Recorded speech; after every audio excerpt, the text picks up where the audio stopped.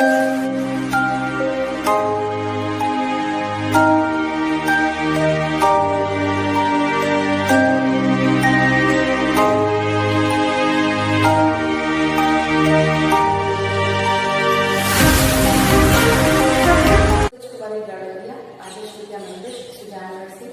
कमलेश जोगवानी अर्थशास्त्र की व्याख्याता। आज अपन ने पढ़ा था लास्ट क्लास में अर्थशास्त्र किसे कहते हैं, अर्थशास्त्र की परिभाषा और अर्थशास्त्र के अंतर्गत आने वाली जो मान्यताएं आती हैं, सिद्धांत आते हैं, किसने अर्थशास्त्र की परिभाषा दी थी, अर्थशास्त्र की परिभाषा कितने प्रकार की होती है और एक उत्पादन करने से पहले एक उत्पादक को किन किन समस्याओं का सामना करना पड़ता है। आज हम पढ़ेंगे उत्पादन संभावना वक्र। क्या होता है उत्पादन संभावना वक्र? उत्पादन संभावना वक्र स्थिर जो संसाधन हमको दिए देते हैं, संसाधन हमारे कौन से होते हैं? भूमि, अपनी पूंजी, भूमि का प्रतिफल क्या होता है? लगान, पूंजी का क्या होता है? ब्याज, साहस, संगठन, ये सारे हमारे संसाधन होते हैं जो एक उत्पादक को उत्पादन करने के लिए आवश्यक होता है। उत्पादन करने के लिए एक उत्पादक को उसके साथ में क्या चाहिए होती है? तकनीकी चाहिए होती है। कहने का तात्पर्य होता है एक उत्पादक वस्तुओं का उत्पादन करने से पहले इस बात की जानकारी रखना चाहता है कि जो वो उत्पादन कर रहा है वो उत्पादन इस प्रकार का प्राप्त हो ताकि उसको लागत कम आए और उससे प्राप्त होने वाला लाभ उसे अधिक प्राप्त हो। इस मूल मंत्र को ध्यान में रखते हुए वह उत्पादन संभावना वक्रों को, उत्पादन संभावनाओं को क्या करता है? लागू करता है। अब उत्पादन संभावना होता क्या है? इसका सिंपल सा अर्थ होता है दी हुई तकनीक और साधन। क्या? दिए हुए साधन और तकनीक, दिए हुए संसाधनों और दिए हुई तकनीक के आधार पर दो वस्तुओं को लेकर वह विभिन्न प्रकार की वैकल्पिक संभावनाओं को प्रकट करता है। अब वैकल्पिक संभावना को कैसे प्रकट करता है, किसे कहते हैं, ये मैं बता रही हूँ। उत्पादन संभावना वक्र प्रोफेसर टोडेरो ने दिया था। इसको अपन क्या बोलते हैं? रूपांतर कर्व भी बोलते हैं। इसके अंतर्गत संभावनाएं दी जाती हैं। संभावना कैसे? जैसे यदि आपको इस अनुसूची में बता रही हूँ मैं, अनुसूची में वस्तुओं में ले रखी है नंबर 1 गेहूं और नंबर 2 चावल। अगर संभावना ये कर रहे हैं ए विकल्प पर, तो ए पर हम कितनी ले रहे हैं? गेहूं की 100 इकाइयां, और उस समय हम चावल की कितनी इकाइयां ले रहे हैं? 0। यदि हम ए वाली संभावना को प्रकट करें तो हमें गेहूं की 100 इकाइयां लेनी पड़ेगी और चावल हमें वहां पर बिल्कुल भी आवश्यकता नहीं होगी। अब हम ये चाहते हैं कि नहीं, गेहूं हमें थोड़ा कम चाहिए और चावल का उत्पादन हम थोड़ा बढ़ाना चाहते हैं, तो गेहूं की कुछ इकाइयां हम कम करके 90 प्राप्त करना चाहेंगे और उसकी जगह हम 0 से 10 पर आएंगे, यानी कि चावल की कुछ इकाइयों को हम बढ़ा रहे हैं। तीसरी संभावना सी में हम ये देख रहे हैं कि गेहूं की हमने और कुछ क्वांटिटी कम कर दी है और उसकी जगह पे हमने क्या किया है? चावल की कुछ क्वांटिटी को बढ़ा दिया है। हमने तीसरी संभावना सी में हम ये देख रहे हैं कि 70 तो हम ले रहे हैं गेहूं की इकाइयां और उसकी जगह चावल ले रहे हैं 20 की जगह हम उसको 3 बढ़ा रहे हैं। इसी प्रकार हम ई पे चलते हैं, वहां पे हम गेहूं की एक भी इकाई प्राप्त नहीं करना चाहते हैं। हम सारा के सारे जो हमारे साधन हैं, तकनीक है, इनका उपयोग हम किसके ऊपर करना चाहते हैं? चावल के उत्पादन पे करना चाहते हैं। वहां हम गेहूं का उत्पादन 0 रखेंगे और चावल का उत्पादन 40 रखने का। कहने का मतलब होता है कि हम उत्पादन संभावना वक्र में ये देखते हैं कि हमें 2 ही वस्तुओं का, 1 का नहीं, 3 का नहीं, 4 का नहीं, केवल 2 ही वस्तुओं का उत्पादन इस प्रकार से करते हैं कि जो हमको संसाधन उपलब्ध होते हैं और जो हमको तकनीकी दी जाती है, उन उपलब्ध संसाधनों और तकनीकी का इस प्रकार से प्रयोग करते हैं ताकि हमें जो उत्पादन हो वो लाभप्रद प्राप्त हो। अब हम अनुसूची बनाते हैं। अनुसूची के बाद में हम क्या बनाते हैं? उत्पादन संभावना वक्र। वक्र किसको कहते हैं? अनुसूची की सहायता से रेखाओं को जब हम प्रकट करते हैं रेखा चित्र के अंतर्गत, उसको हम क्या बोलते हैं? वक्र। उत्पादन संभावना वक्र प्रोफेसर टोडेरो ने दिया था। उन्होंने बताया था कि हमारा जो उत्पादन संभावना वक्र होता है वो OX और OY पे होते हैं। यहाँ हम चावल लेंगे और यहाँ हम गेहूं की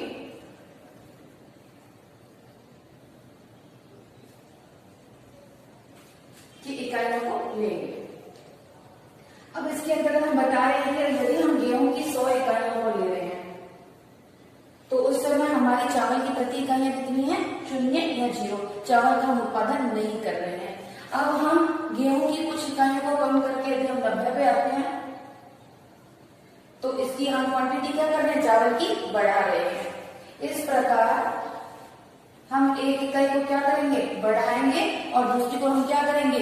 कम करेंगे। उत्पादन संभावना वक्र 2 प्रकार के। अब हमको कौन कौन सी संभावना प्राप्त होगी?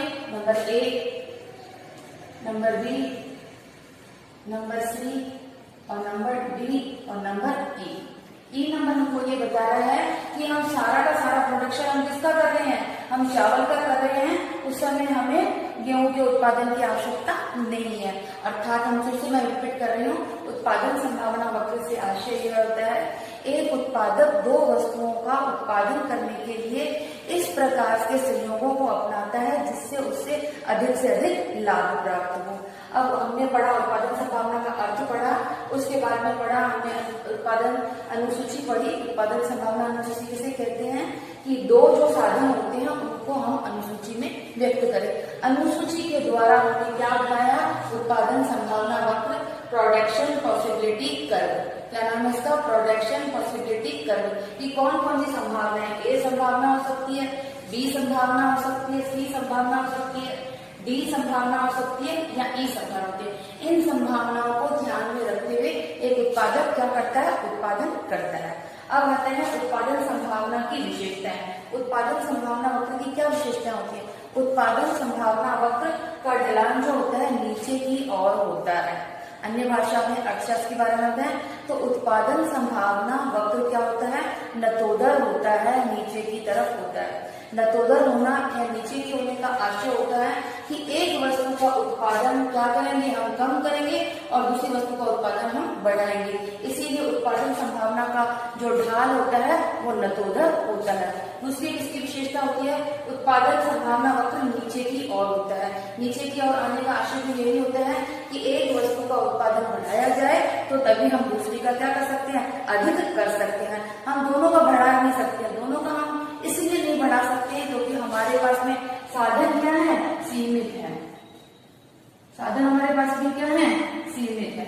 सीमित संसाधनों के द्वारा हम क्या कर सकते हैं? साधनों को बढ़ा नहीं सकते, तकनीक में परिवर्तन नहीं कर सकते हैं। इसकी 2 मान्यताएं हैं। पहले हमारे संसाधनों का पूर्ण उपयोग। यह माना जाता है कि हमारे पास अर्थव्यवस्था में जितने भी साधन हैं हमने उनका पूर्ण प्रयोग किया।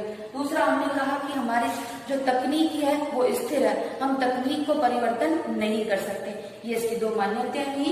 ये उत्पादन संभावना वक्र की विशेषता हुई। अब एक बार पूछ लिया जाता है कि इसके अंदर एक पॉइंट दे दिया जाता है, बताओ एफ बिंदु से क्या आशय है? क्या इससे पूछते हैं? बताओ एफ बिंदु से क्या आशय है? जो उत्पादन संभावना वक्र की रेखा के नीचे स्थित है। इसका अंतर्गत ये होता है कि हमारे पास साधन तो है, साधन हमारे पास जितने हैं वो है, तकनीक भी हमारे पास में है, लेकिन हम उनका पूर्ण उपयोग नहीं कर रहे हैं। पूर्ण उपयोग नहीं कर रहे हैं, इसीलिए जो ये बिंदु क्या बता रहा है? पूर्ण उपयोग नहीं करने को बता रहा है। यहाँ पर हमने साधनों का पूर्ण उपयोग नहीं किया है। इन सभी बिंदुओं पर हमने साधनों का पूर्ण किया है। एक हमारा पॉइंट है बाहर दिखा रहे हैं, बी बिंदु जो आपको दर्शाया जा रहा है। ये बी बिंदु ये दर्शा रहा है कि हमारे पास साधन नहीं है, लेकिन फिर भी हम उत्पादन करना चाहते हैं, तो वो क्या हमारे लिए लाभकारी रहेगा? नहीं। जैसे एक उदाहरण बता रही हूँ आपके पास में 1000 रुपए है और 1000 रुपए में से आप जो 2 वस्तुओं को खरीदने जा रहे हो, समझ लो आप कपड़ा खरीदने जा रहे हो और दूसरी जगह आप किताबें खरीदने जा रहे हो, तो आपका जो साधन है वो आपके पास में कितने? 1000 रुपए के। उन 1000 रुपयों में से आपको 2 चीजें खरीदनी है, किताबें खरीदनी है और अपने दूसरे कपड़े खरीदने हैं। तो अगर उनका हम प्रयोग इस रेखा बिंदुओं के ऊपर इन संयोगों को अपनाएंगे तो वो हमारे संसाधनों का 1000 रुपए का पूर्ण उपयोग हो रहा है। और एफ बिंदु ये बता रहा है कि हम 800 खर्च कर रहे हैं, 700 खर्च कर रहे हैं, 900 खर्च कर रहे हैं, यानी पूरे 1000 खर्च नहीं कर रहे हैं। बी बिंदु हमको ये कह रहा है कि हमारे पास है तो 1000 रुपए, लेकिन हम खर्च कितना कर रहे हैं, 1100 कर रहे हैं, 1200, तो ये क्या कहलाता है, अप्राप्य बिंदु। अर्थात हमारे पास साधन नहीं है लेकिन हम उनका उपयोग अधिक कर रहे हैं। समझ में आ गया बच्चों? हमने पढ़ा उत्पादन संभावना वक्र किसे कहते हैं, दी हुई साधन एवं तकनीक के आधार पर दो वस्तुओं की वैकल्पिक संभावनाओं को हम क्या बोलते हैं, उत्पादन संभावना वक्र। उत्पादन संभावना वक्र के बाद में हमने पढ़ा उत्पादन संभावना अनुसूची। इस अनुसूची में हम दो वस्तुओं को बता रहे हैं, गेहूं और चावल। गेहूं और चावल के अंतर्गत हमने बताया एक वस्तु का उत्पादन बढ़ाना है तभी हम दूसरी का क्या कर सकते हैं, कम कर सकते हैं। एक को बढ़ाएंगे तो दूसरी को कम करना पड़ेगा। फिर हमने दो इसकी विशेषता पढ़ी, इसका ढलान नीचे की होता है और यह नतोदर होता है। उसके बाद में हमने पढ़ा इसकी मान्यताएं, इसके साधन क्या होते हैं हमारे पास में, स्थिर होते हैं और तकनीकी भी स्थिर होती है। अब आपसे पूछ लिया जाता है कभी कभी, बताओ उत्पादन संभावना वक्र में क्या क्या परिवर्तन हो सकते हैं। तो उत्पादन संभावना वक्र में परिवर्तन के लिए मैं बता रही हूँ कि यदि संसाधनों में वृद्धि होती है तो उत्पादन संभावना वक्र कैसा बनता है। साधनों में वृद्धि होने पर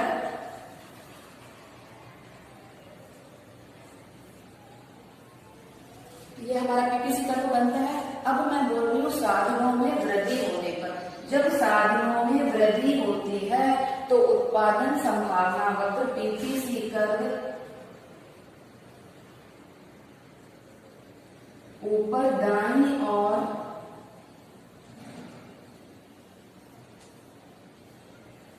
क्या चला जाता है, शिफ्ट हो जाता है। पहले हमारा उत्पादन संभावना वक्र ये था, अब मैं कह रही हूं कि संसाधनों में वृद्धि हुई है।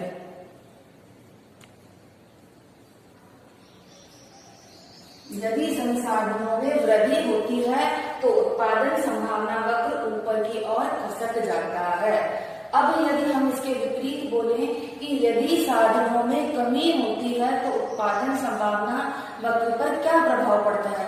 तो जब साधनों में कमी होती है तो उत्पादन संभावना वक्र नीचे की ओर शिफ्ट हो जाता है, खसक जाता है बाईं ओर।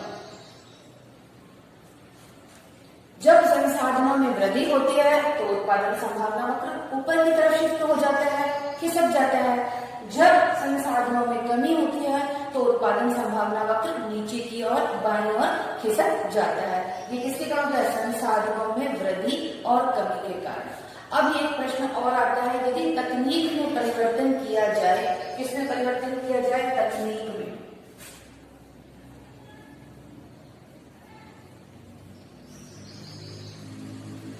यदि तकनीक में परिवर्तन किया जाए तो उत्पादन संभावना वक्र कैसा होता है।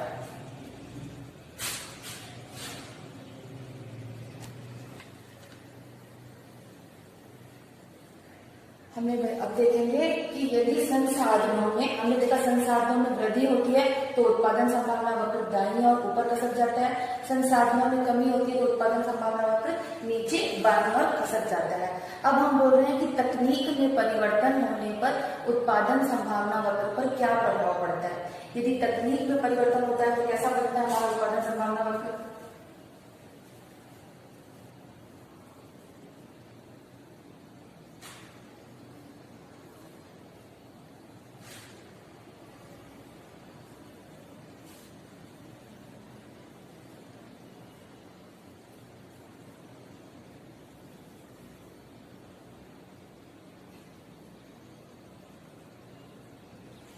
हमारा ये पीपीसी कर्व है।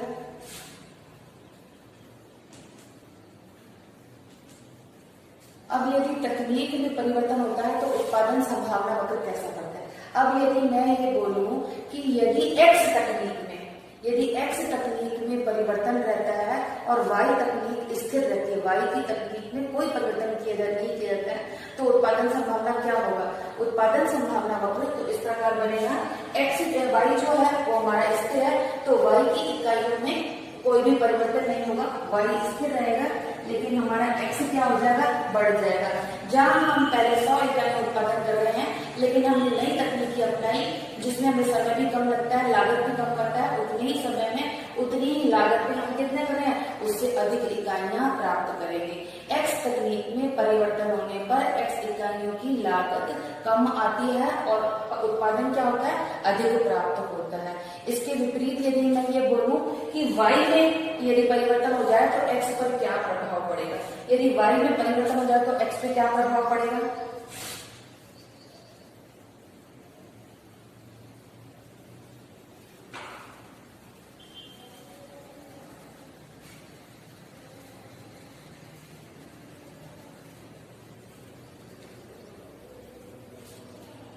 बिल्कुल ठीक, इसके बिल्कुल विपरीत।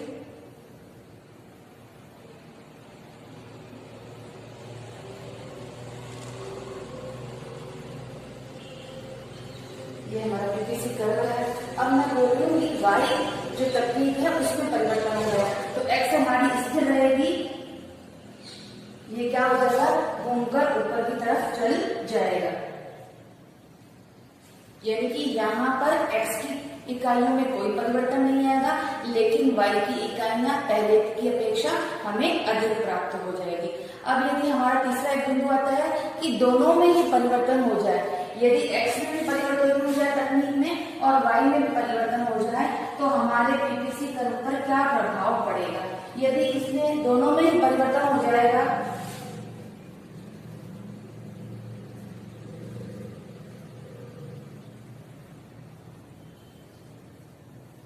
दोनों में परिवर्तन होने पर ये पहले की तरह ऊपर दाईं ओर खसक जाएगा।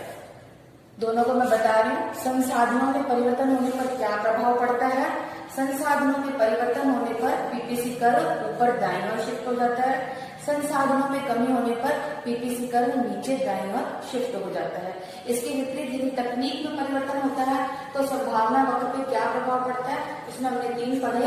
यदि x संसाधन में परिवर्तन होता है तो क्या होता है, y की इकाइयां स्थिर रहती हैं और x की इकाइयों की लागत कम आती है और उत्पादन अधिक प्राप्त होता है। यदि y की तकनीक में परिवर्तन करते हैं तो x में कोई परिवर्तन नहीं आता है, परिवर्तन किसमें आता है, y में। y की हमें कम लागत पर अधिक इकाइयां प्राप्त होती है। यदि दोनों ही तकनीक में परिवर्तन किया जाता है तो क्या आ जाता है, x की भी अधिक इकाइयां प्राप्त होती हैं और y की भी इकाइयां हमें अधिक प्राप्त हो जाती हैं। इस प्रकार हमने देखा कि उत्पादन संभावना वक्र किसे कहते हैं और उसके फूल की 5 हमने पढ़ी। तो हमने संसाधनों के रूप में पढ़ा कि संसाधनों में वृद्धि और कमी से क्या प्रभाव पड़ता है और तकनीक में वृद्धि और कमी से क्या प्रभाव पड़ता है। ये हमारे था उत्पादन संभावना वक्र था। 1 नंबर का क्वेश्चन आपसे हमेशा ये पूछ लिया जाता है कि ये नतोदर क्यों होता है, उत्पादन संभावना वक्र नतोदर क्यों होता है। नतोदर का मतलब होता है नीचे की ओर। नीचे की ओर इसलिए होता है क्योंकि वहां पर हमारी क्या होती है, सीमांत उत्पादन लागत हमारी क्या होती है, जब अधिक आती है तो ये क्या होता है, नतोदर होता है। बच्चों ये पूरा राइट डाउन कर लो। आज हमने जो भी पढ़ा इसमें मान्यताएं पढ़ी, विशेषताएं पढ़ी, इसका अर्थ पढ़ा और इसके बाद में हमने पीपीसी कर्व बनाना सीखा और पीपीसी कर्व की 5 हमने अलग अलग बातें देखी। ठीक है, इसको आप उतार लो।